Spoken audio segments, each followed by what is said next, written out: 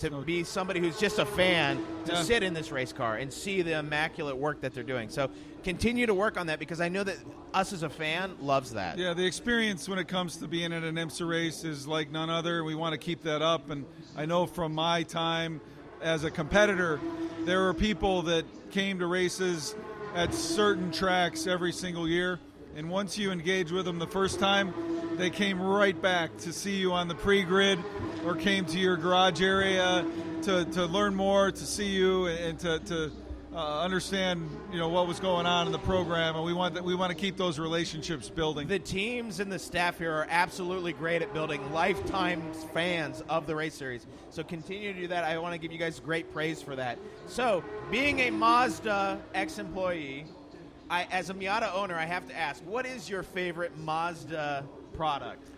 The RX-7 was the car that I really fell in love with and caused me to fall in love with the brand. But I have to say, some of the old school RX-3s and RX-2s, if I were to gorgeous cars, go find a Mazda, an RX-3 SP would be probably my first choice. Just because at the same time when I was falling in love with Mazda, I was falling in love with IMSA and things like the Champion Spark Plug Challenge series. Yeah. Guys like Jim Downing, Roger Mandeville, we're putting on some amazing shows with that RX-3, and so that probably would be the one. But you definitely need a set of earplugs when you get one of those cars. Oh, yeah. On. Yeah, they scream. They absolutely scream. So if you were to pick up some enthusiast cars for your own garage, what is the brand that you choose to be that enthusiast level brand? Well, you're putting me in a tough spot. We've got 18 manufacturer partners now. The Toyota. You can say all of them. Exactly. But growing up around two car guys, grandfather had opportunities to go to the Ferrari factory. My dad was a big, Volkswagen and Porsche guy. Certainly brands like Aston Martin, who just won the Michelin Pilot Challenge race today, Audi, Acura, we're here at their home track. There's a variety for our audience to engage with, and when you come to an IMSA race, it's almost like going to dealer row in your neighborhood. Choose your brand, follow that brand, engage with the drivers, engage with the teams, and we need a lot more fans to continue to grow what we've got here in IMSA. So if that's the case, where you're trying to grow some fans, what is the easiest way for them to engage with you guys? Yeah, well, first, IMSA.com is everything you'd want to know about the schedule. It's got features and opportunities with our drivers. We have the IMSA app for your mobile device.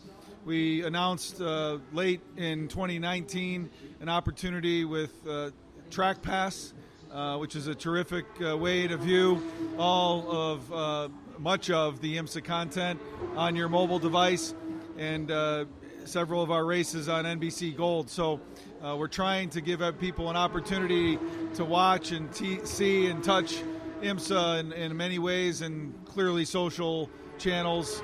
I've got all the latest info as well. Now, John, do you have a collection of cars yourself? Well, if you consider 1/64th scale, 1/43rd, 1/18th, 1/12th scale, yes. I've got such a collection that my family's about ready to disown me, because I think I've spent a couple college educations on tuition on model cars. Nate Siebens would be my witness. My office in Daytona is representing a car, representing every brand that we have as a partner. That's fantastic. Now, I have to ask, of all the tracks that IMSA goes to, what one feels the most like home? Yeah. Can't play any favorites, but Road America is where I grew up. It's the first racetrack I ever went to when I was 6 weeks old. Spent a lot of weekends up there with my family racing, and had an opportunity to achieve a dream to compete there, and we won a couple races. Last summer was a really special moment. Oh, congratulations. To win in the DPI cars there. But what Road America stands for, I think, and what all the promoter tracks that we go to stand for, a family atmosphere. And when I went racing with our family, that was what we did. And I think you see a lot of families camping around the circuit here this weekend, and I think it's a family sport, and we want to continue to grow it that way. It absolutely is. John, thank you so much for your time, guys. This has been the Midwest Motoring Podcast. We've been joined by John Doonan, the president of IMSA. So thank you so much again for joining us today. I know that your time is precious at the racetrack, so thank you so much. All right, have a great one, guys. And remember, stay safe, stay healthy, and always keep driving. Oh, wow. I can't believe John said all that crazy stuff. No, he didn't say any of that stuff. That's a good interview, honestly. Yeah, I like the background. I do apologize. I'll have to go back in digitally and format all the audio. But, yeah, we were at Mid-Ohio, and we were literally right by pit lane on the pit lane straight. And during our interview, it was the Porsche race. So very loud, uncorked Porsche flat sixes going by, just constantly screaming.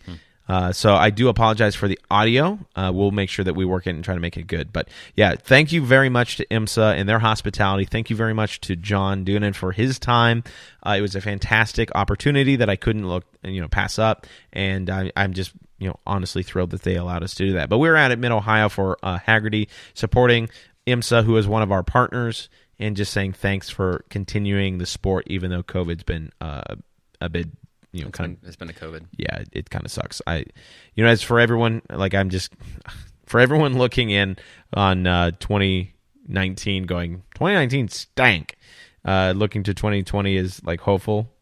I was one of those people. It's just like, ugh, just can't get any better. Every year's a good year. So hopefully 2021 brings some good news and some betterment for sure. But guys, that's been our show.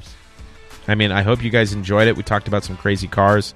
I can't wait, personally, to import an R33 GTR LM. If I can get my hands on one, I totally would. So if you know of anybody out there who's got one in good condition, not like a 200,000-mile one, but like good, let me know, because I'd absolutely love to import one. I think that'd be fantastic. Plus, it's got 4 seats. I can fit my kid in it. I can take everybody, plus it'll turn heads. Yeah, you keep thinking that. I don't know. I'm going to, man. Yeah. I'm gonna. It's all about that, like, visualize. You got to visualize your goals and go for it. So, but thanks so much for joining us, guys. I know we talked about a bunch of cars. We talked about the 8 crazy cars that you can now import coming in 2021. We talked about some of the rumors coming out of Europe, where Bugatti may be purchased from Volkswagen by Rimac, and then we had our great interview with John Doonan. So, Mike, what did you think of that one, man? I liked it. I liked the live stream too. Hopefully, if you guys are listening to this, feel free to like our Facebook page and catch us for a live stream too. I think it adds a little bit more of a dimension to get behind some of these scenes too. It makes it a little bit more fun for us and hopefully for you guys. Yeah, you guys get to see how crazy we look, for sure. So thanks again for tuning in, everybody. As always, stay safe, stay healthy, and keep driving.